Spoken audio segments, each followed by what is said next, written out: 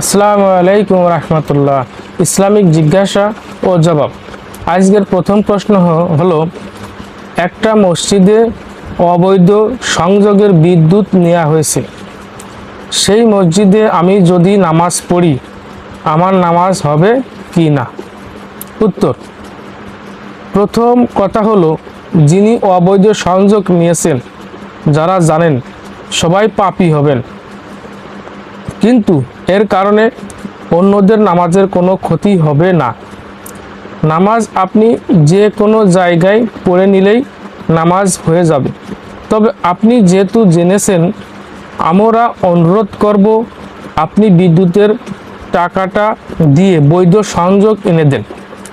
আমরা সমালোচনা করতে অভ্যস্ত, কোনো ভালো কাজে ইনিশিয়েট করতে, পদক্ষেপ নিতে অনেক সময় অভ্যস্ত না। আপনি দয়া করে অন্যদেরকে বলে সমালোচনা বা কটু কথা না বলে মসজিদের জন্য একটা বৈধ সংযোগের ব্যবস্থা করেন। আল্লাহ তাআলা আপনাকে অনেক উত্তম প্রতিদান দিন। এর পক্ষে বিপক্ষে বলতে চাইলে কমেন্টসে জানাবেন এবং দেখার জন্য সবাইকে ধন্যবাদ।